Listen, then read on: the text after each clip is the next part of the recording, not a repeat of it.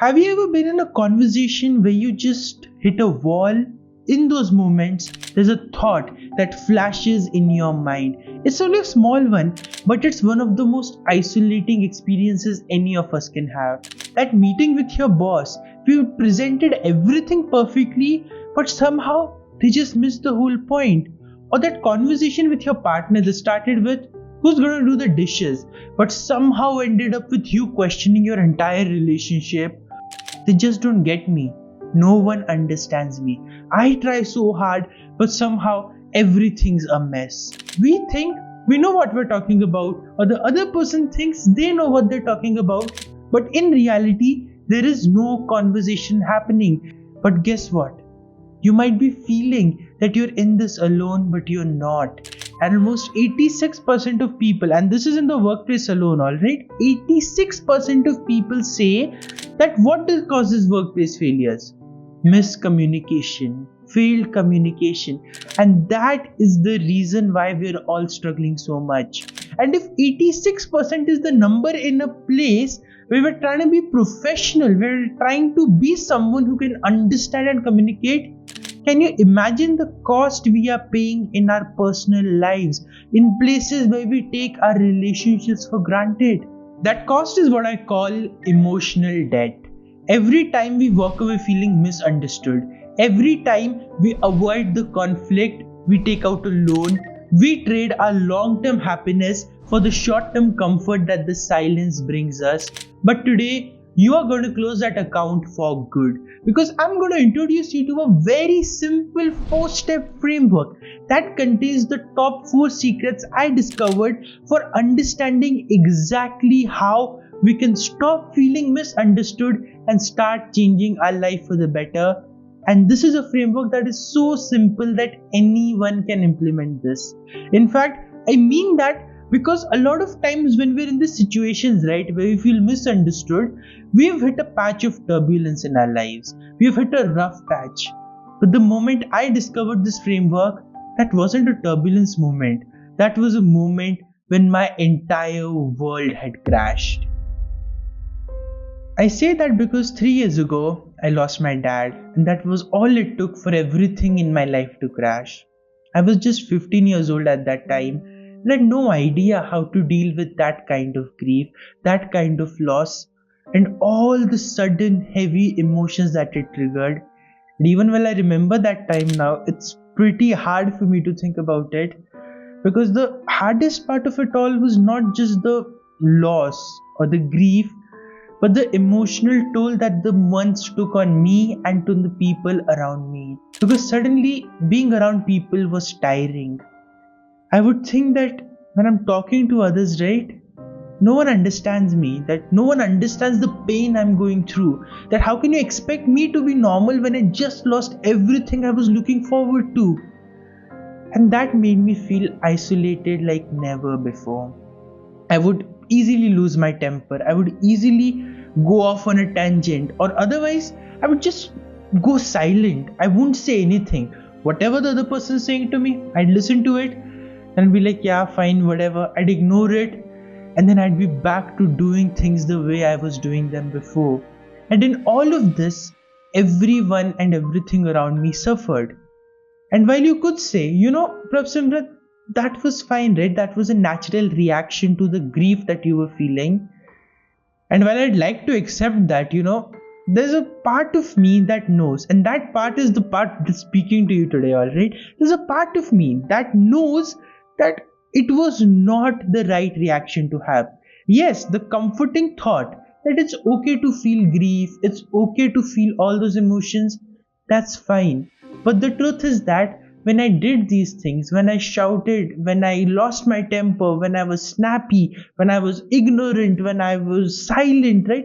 All of these irrational emotional reactions, or all of these actions stemming from this one feeling of being isolated and misunderstood, well, all of them were extremely egoistic and self-centered. And I know that's hard to understand, but look at it this way. When we are facing these kind of situations in life, right, and it's not just the grief of losing a parent or losing a loved one. Sometimes the grief is smaller in size.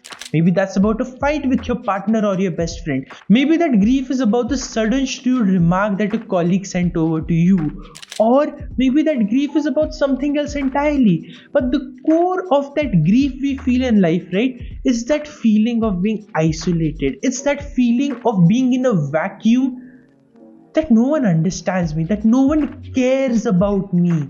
And then what do we do?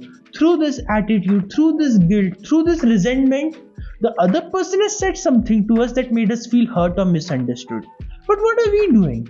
Are we actually addressing that issue like an adult? Not at all. Instead, what we're doing is we're letting that person say something to us. We're holding on to that. Oh my god, I'm suffering so much. No one understands me. Really? No one understands you?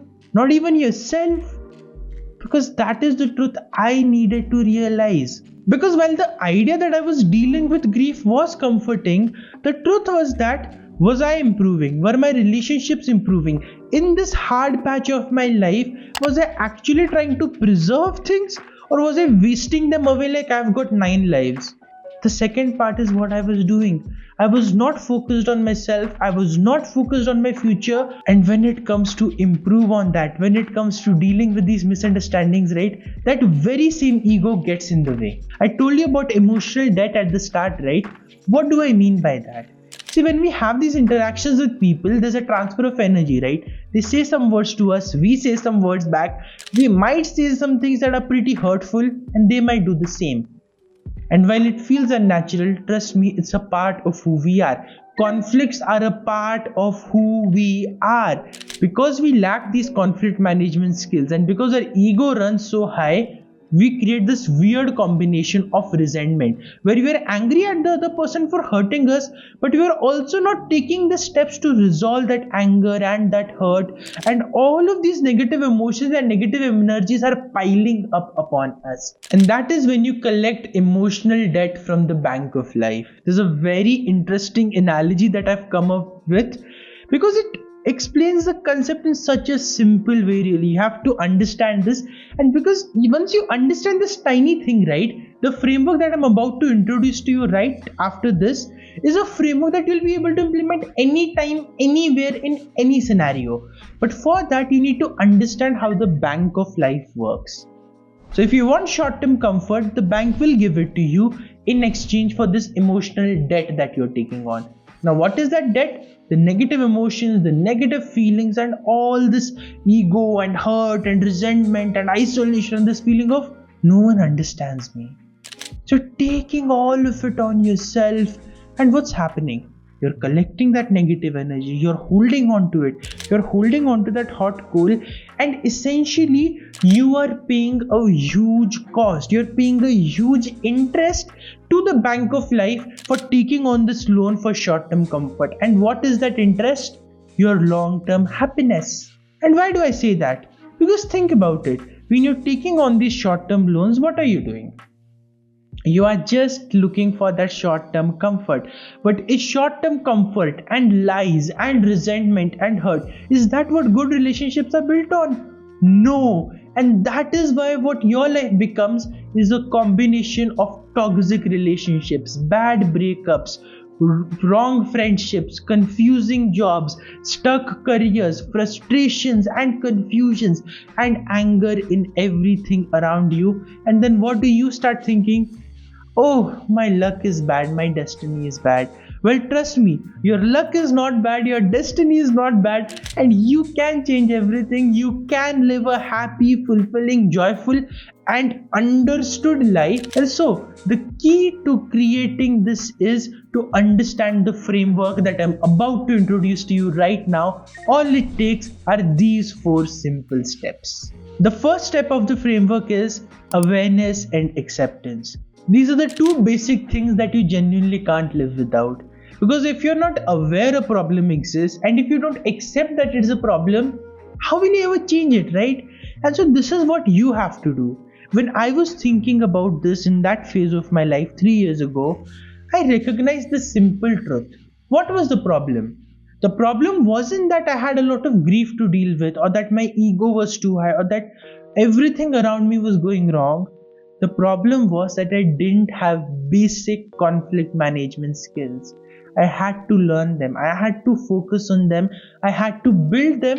And I had to accept that yes, this was a problem for me before I could improve upon it.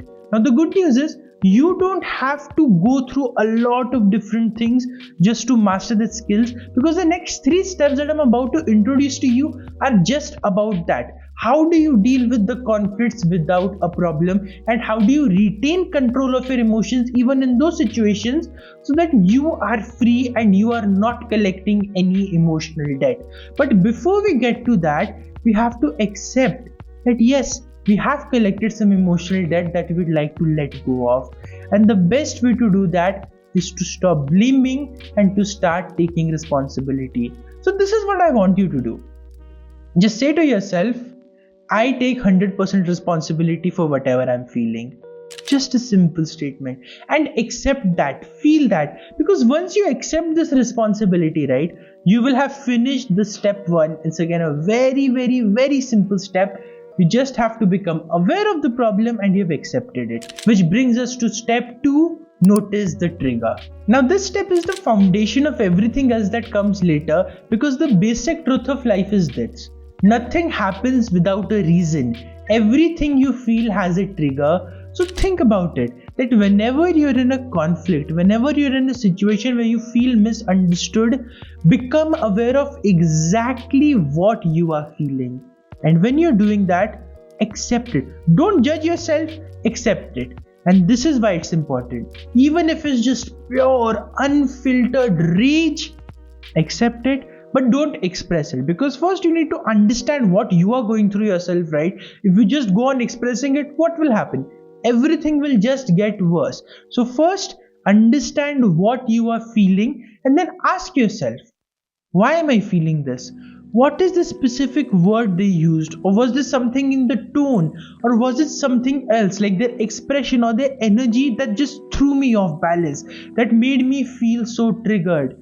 The reason this matters is once you know the trigger, you can change it, you can change the meaning that you associate with it, and that is why every single thing you feel later on, then all of it changes. And when I think about my trigger back then, which honestly was really, really silly, so I want you to bear with me. And the reason I'm telling you this is so you recognize that anything can be your trigger and it's fine. You don't have to be ashamed of it, and you don't have to feel like, this was my trigger. Don't worry, my trigger was worse. Okay, so my trigger was that whenever I looked to someone's face, right, whether it was my family member or a friend or anyone who was important or close to me, and I would see a look of disappointment on their face or frustration, I would assume I did something because of which they're feeling like this. Now, was there a rational sense to this statement? Not at all. Was there any reason for me to feel hurt and resentment? Not at all. But did I feel those emotions? Yes. So what did I do? Did I bash myself for it? Or did I accept them and recognize that, okay, this is my trigger and I'm going to deal with it now? That is what I did, and that is what I want you to do as well. Recognize the trigger. It can be anything. It can be a word, an expression, a tone, an energy. But notice what is setting off those fire alarms in your mind that make you go all berserk and make you think, oh, no one understands me. I'm all isolated. Recognize them, because once you do, then we can move on to the most important step, step 3, and that is feel, then express. I'm not going to tell you to ignore your feelings. That's denial. But I'm also not going to tell you to hold on to your feelings and keep feeling them forever. That's unnecessary suffering, and that's like holding on to those poles that we talked about. That's like taking on more and more emotional debt from the bank of life. What you want to do is recognize that you have the debt and start paying it off, and that is where happiness begins. Most people make this mistake of thinking that happiness means the absence of negative or sad emotions. That's not true. Our life is full of them. There will be situations that trigger those emotions in you, but what matters is, and what makes you happy and debt free is this: how quickly can you let go of the negative emotion? Well, that depends on two things: your courage and your ability to express. Now, why is courage important? because it means that you put your ego aside and you focus on solving the problem at hand. Even if the other person does not apologize to you, this is the stage where you can notice the discomfort. You can see that, okay, the conversation just became tense. The other person is not feeling right and I'm not feeling good. And in those moments, even though everything in your body is saying, don't do this, you still go ahead and you deliver and you just say, you know what? Here's what I felt. Here's what I need. Here's what I think you might need. And I want to talk this out with you to make sure we resolve this problem. Address the issue head on, because the more you let it simmer, the worse that misunderstanding will become. And that is why it's important to feel, then express. Don't deny your feelings, don't ignore your feelings, don't undermine yourself, but also don't bloat your ego so much that you don't understand the other person. And that then brings me to the final step, and that is embrace the discomfort. Because honestly, you are going to feel uncomfortable. Every cell in your body is used to what? The short-term comfort and the easiness of just ignoring everything. They're used to the resentment and hurt. So what is going to happen? The moment you try to do this, resistance will come up. You'll think, oh, you know what? Maybe I should just avoid the conversation. Anyways, why are they going to care? But they will, and you will if your intentions are right and if your focus is on solving the problem, not on making the situation worse with your ego. And this is how you manage conflicts with ease. When I learned this framework, right, through a lot of trial and error, I felt like, oh wow, this is something I can actually use in my everyday life, and I'm using it till this date. Even when I'm doing a sales call, even when I'm having a bit of a tense conversation, right, I'm able to implement this framework because I've recognized this simple truth that Brené Brown, one of my favorite authors, shared. People will do almost anything not to feel pain, including causing pain and abusing power. That is a powerful realization for us to have, because a lot of times we make our relationships the scapegoats of our ego's desires. Remember this. We make our relationships the scapegoats of our ego's desires. Don't do that. Don't make the mistake. Recognize what I did and face the problem head on. Face the hurt and the resentment and the pain. Let it come at you. What is the worst thing that will happen? You'll add some more things to your emotional debt.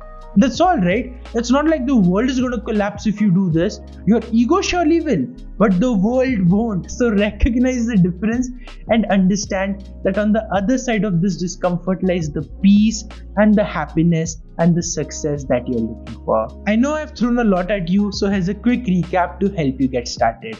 Step 1, awareness and acceptance. That's where all the growth starts. Step 2, notice the trigger. Without this, change isn't possible. Step 3, feel, then express. This is where you do the main conflict management. And step 4, embrace the discomfort. This step is to make sure you actually go through with it and don't let your mind talk yourself into not doing it. This is literally all it takes to work on yourself, to work on your goals, and to make sure that your conflict management skills are up to the mark. That no matter what challenge life throws at you or what people throw at you, you're able to shield yourself, and you're also able to deal with that with kindness, respect, love, and above all, understanding. So tell me in the comments, which of these lessons and which of these steps were the most impactful for you? Which one of these was a game changer? I'd love to know that, and all the people reading your comment would love to know that as well, because that will inspire you, me, and everyone else in this community. And so if you would like to get more such content like this every week that empowers you and pushes your limits, hit the subscribe button and hit the like button, and also share this video with other people, that every single week when we are coming back, we are all growing together and we are all unlocking more success together. Thank you so much for watching this video. I will see you next week.